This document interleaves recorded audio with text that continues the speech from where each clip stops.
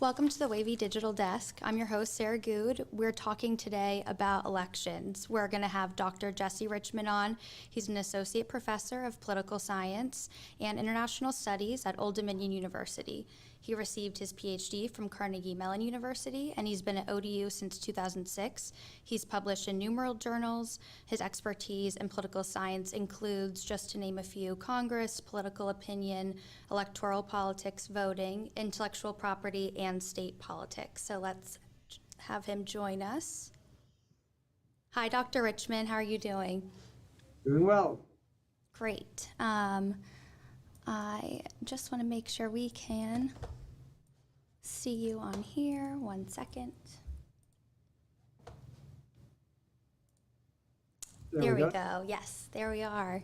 Well, thank you so much for joining us. I know that we have a lot to get to, and I'm sure that we could talk a lot about the election next week, but I'm just going to try to simplify it down into a few topics that we can sort of talk through and get your expert opinion on. So I wanted to start with, Virginia went through redistricting, and specifically in the 2nd Congressional District. I just want to talk about how that might look this year with that having happened. Yeah, so the redistricting was the result of our new constitutional amendment, which set up a nonpartisan redistricting process. The initial round of that broke down. There was a citizen board which was supposed to come up with people appointed from the community and political leaders. They were supposed to come together and draw districts. They deadlocked. And so then the Supreme Court of Virginia appointed 2 special masters to draw districts. And so Bernie Groffman and Son Trendy drew new districts for the state of Virginia. And those are the districts under which we're operating now. These are the third in very recent times set of lines for the 2nd Congressional District. It was redrawn a bit as part of the court-ordered redistricting in the middle of the last decade, and then now we have a new set of lines that have shifted the district somewhat. So the district had been leaning a bit toward the Democrats. The new lines shifted more to, if you were trying to draw a swing district, this is how you would draw it. It's a district that's almost equally split. It went with Biden in 2020, it went with Youngkin in 2021, and the most recent polling for the district also suggests that the 2 candidates, the Republican candidate and the Democratic candidate, were getting the same level in the polls. So this seems likely to be a very close race. All the indicators suggest that it could go either way. Right. And with the Christopher Newport University poll, where do you put that? How much weight do you put on that poll in terms of, going through redistricting and now heading into this election? Well, so all polling is an inexact science, right? And partly by design. You're trying to collect a sample and you're trying to make an inference from that sample to the broader population. There's always going to be error associated with that. What you'd like to have is several polls so you could try to see how sampling error was playing out across them. We only have 1 poll to go on in this district. There have been no other public polls released. Furthermore, as we've seen in national polling in the last several election cycles, sometimes it's spot on, sometimes it's not, right? All of the polls are sometimes kind of systematically biased one way or another. And the polling was spot on in 2021 in Virginia, the governor's race. They predicted a 2-point spread basically between the candidates, and that's what we got. Mm-hmm. So sometimes the polling averages are right on target, but on the other hand, the Hillary Clinton campaign misread their polling and probably contributed to their loss in 2016. They thought they were doing okay in the upper Midwest until it turned out they weren't. And overall, in both 2016 and 2020, we saw the polls estimating the extent of support for Donald Trump and the Republican Party. So it's possible we'll see that kind of bias. On the other hand, there have been some elections where we've seen the bias running the other way. So or you don't know, it depends upon how skillfully the pollsters have been able to navigate this difficult environment for making inferences. Today, most people use call screening, filter out, don't respond to polls. A really well done poll can get up to 10% response rate, that sort of thing. The CNU poll suggests that they have about a 10% response rate. That's quite good today, but that means about 9 out of 10 people that they tried to interview didn't end up getting interviewed. And so that means big open questions. Are the people who they didn't interview the same as the people they did? We know they're different in one dimension, at least. They refused to answer the poll. And there's the risk, there's the possibility that they're different in other dimensions as well. And that could mean problems if we're trying to get an accurate sense. Nonetheless, it aligns with everything else we know about the district. It aligns with what we know about how the district has voted in recent elections. If you remap things onto those current district boundaries. And so it seems quite likely that the poll is giving us the accurate sense that this is a race that could go either way. It's going to come down to how effectively both sides make the case in the final stretch, and which set of voters ends up being a little bit more motivated to come to the polls. And it's anybody's race. Right. And making. with incumbency, I mean, especially with redistricting, is that even something worth looking at? Is that carrying any part of the vote? Oh yeah, absolutely. Incumbency still matters, but the strength of incumbency has weakened. There are a couple of different arguments about why it's weakened. One interpretation is incumbency has gotten weaker because the political parties have polarized, and so people have a very clear sense of sort of where the typical Democrat will be in terms of how they vote, where the typical Republican will be, and so they put less weight on knowledge of the particular candidate. The other aspect is that Congress as a whole has been deeply unpopular for the last decade and a half or more. And when most people don't like Congress, the fact that someone serves in Congress is a little bit less of an advantage than it is in a situation in which people as a whole have a fairly positive sense of the institution. And so those are a couple of arguments about why incumbency has gotten weaker, but it has gotten weaker. It still matters, but only to a modest degree compared to what we saw in decades past. That's really interesting, especially when you look at Norfolk, with somebody that has been incumbent for a while, so you're looking at two different districts. Yes, and well, in Norfolk, of course, with the 3rd district, we have the Scott campaign. Bobby Scott has been representing various parts of this area, and again, the district got redrawn a little bit with this redistricting for a long time, since the 1990s, and so there's tremendous seniority. And it will be a huge surprise if we don't see Bobby Scott returned to Congress again. But that reflects both incumbency and also the way the district's drawn. This is a district which is a majority-minority district. It's drawn to be a district that is relatively easy for an African-American candidate to win. And because African-Americans tend to be predominantly Democratic in their political party alignment, that drawing of majority-minority districts tends to produce Democratic supermajority districts, and that makes it quite difficult for a Republican candidate to prevail in those districts. Mm-hmm.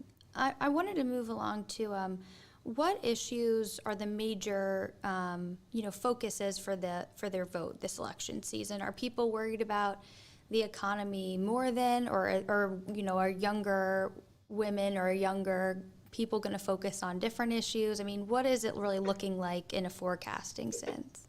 Well, so different people prioritize different things. I think the Republican Party nationally has done a good job of framing the races around inflation and the economy. That's been part of their effort to attach blame for inflation and other economic challenges to Joe Biden, and to try to tie Democratic candidates and policies to these situations. But there are a number of other issues that are out there and that are important. We saw over the summer a major surge in interest and registration in many areas by women concerned about the Dobbs decision. Abortion became much more salient politically, and so this is an issue which will also be mobilizing voters. There are a variety of other issues in the background. Where the United States is supporting Ukraine in this war with Russia. There are a few voters, but not many, who are paying attention to that. There's the set of hearings around the January 6th committee, and then on the Republican side, various allegations about election integrity. A slice of voters from both parties peg concerns about democracy as a major issue. I think Democrats and Republicans, when they select that option, are probably thinking about different concerns about democracy, but nonetheless, we see that as an important issue for a slice of voters also. Sure. And with that, I mean, I guess the biggest questions people might have going into the election are, do we have any sense of what the results of this election are actually going to be like? And do we know when those results might come in from people going out to the polls? Yeah, and I must admit, going into this, I have a completely self-interested bias here. I like doing post-election commentary where by the end of the night, it's all neatly tied up in a bow and we know what's happened. But I think myself and the rest of us probably have to prepare for the significant possibility that we won't know immediately what the outcome is. And let me the second congressional district, for example, but also important races in other places around the country. If an election is very close, often one doesn't know exactly what the outcome is until some time after. And there are some new rules in Virginia that will potentially accentuate that. One of the things that we're doing for the first time in Virginia this cycle is allowing people to register to vote on election day. And so if someone is qualified to register, they can register at the polling place and cast a provisional ballot. After the election, then the registrar will have to evaluate whether they actually are qualified to register to vote. If they are, then that provisional ballot will be counted. So there's going to be an additional phase of counting those provisional ballots after it's been ascertained whether those people are indeed eligible to register to vote. And so that will add potentially some additional delay.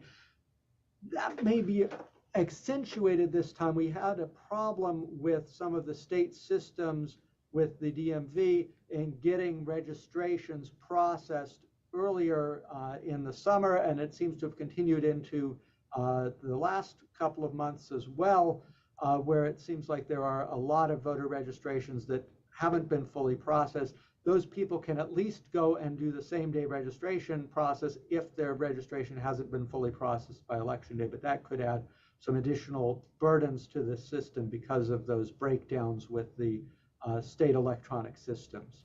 Right. Furthermore, we have people who vote by mail. Those ballots will have to be tabulated and counted, and some of that counting will probably happen after Election Day. So all of that leads to delay. One of the extra challenges, this is something for all observers to pay attention to in terms of moderating one's expectations. Today, we tend to see some differences between Republicans and Democrats in which voting mode they choose. So increasingly, people can choose between vote by mail, voting early, and voting in person on Election Day.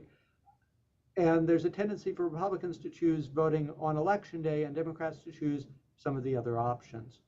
And so depending on the order in which ballots get counted, you can see what are called red shifts or blue shifts, where if the reporting is of the in-person election day votes first, that tends to make Republicans look like they're doing really well. If the reporting is of early and out vote by mail first, then that tends to make it look like Democrats are doing extraordinarily well. And in either case,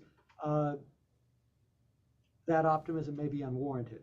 And so one of the keys to be paying attention to as you're evaluating election results is what modality are the votes coming from? So of course we always had to look at where are the votes coming from, right? Is it a Republican-leaning county that just reported the votes, or a Democratic-leaning county that just reported the votes, that sort of thing. But now increasingly it's also within those locations, are we looking at votes coming from one modality or another modality? The choice of modality matters in terms of the likely composition of the votes, and so this complicates interpretation. You have to really pay attention to all of that in terms of trying to assess on election night, how are candidates performing? Are we looking at a performance that is likely to lead to success for one candidate or another? It's a little bit trickier to interpret, and the processes can potentially, especially if it's very close, end up stretching out till some days after the election. Right, and on that note, I did want to add, the Virginia Public Access Project says that as of yesterday, there were 688,000 about early votes in the state, and that's almost double of what it was in the past. 344,000 was the last election numbers. I mean, that is a really big difference of who's turning out to vote. And I mean, we've seen Youngkin campaigning for people to turn out to early vote. So we've seen a lot of different, enthusiasm going out to the polls early this year. Yeah, so it used to be that election day was one day. Now election day is kind of when you want it to be over the course of an extended period of time prior to that final election day. So I was at a public library in Norfolk yesterday that has a voting location, and there was a steady stream of people coming in to vote. It's not election day yet, but it can be if you choose. Right. And so a lot of people are getting used to this option. People like being able to cast their vote early.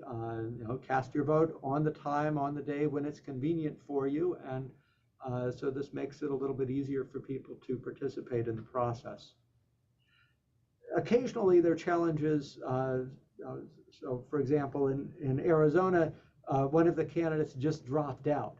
And so all the people who cast their votes early for that candidate, now their vote is even more kind of wasted vote than it would have been otherwise in terms of voting for a third-party candidate, because that candidate has now left the race.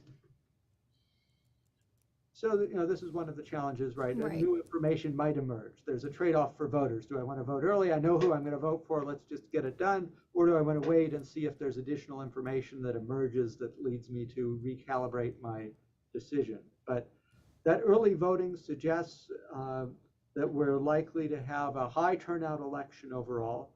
It's wall-to-wall campaign commercials in the competitive districts. The campaigns are making significant efforts to turn out voters, and there's evidence of enthusiasm on the part of quite a few voters. We don't know yet exactly how the numbers will come out, but we do know that a lot of people are engaging, and that's a good thing for democracy. Right. And then you mentioned Arizona, but it's one of the interesting Senate races that they've already said Arizona is one of the states where for Senate we might not know for days, what the election. So they're already telling people what to expect, regardless of when they voted early or not. They're saying, hold on, it's not going to be on the night of. Don't expect that. Yeah, and this is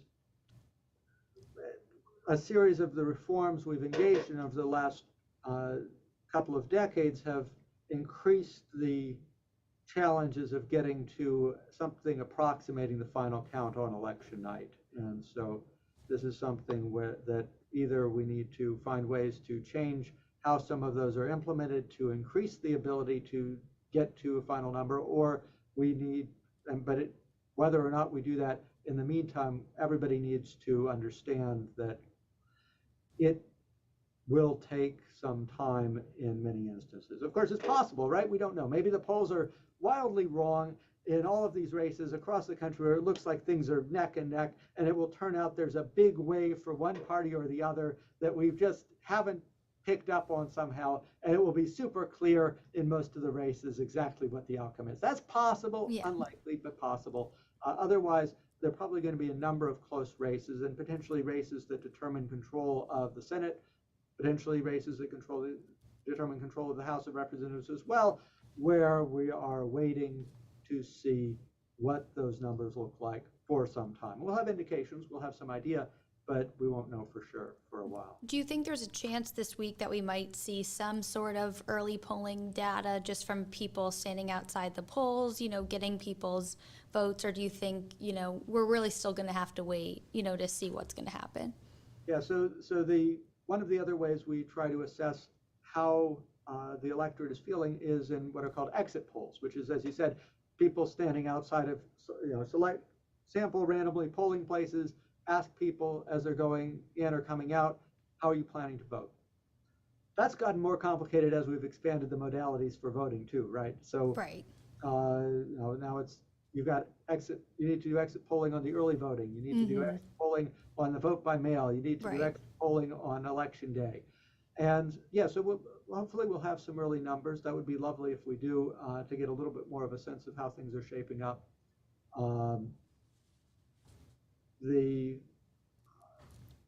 This is, I think, going to be, in the second district, a race that we simply are not going to be able to tell from the polling, though. It's going to be close enough that it's going to come down to within the margins of error of those kinds of polls to figure out how this is actually developing.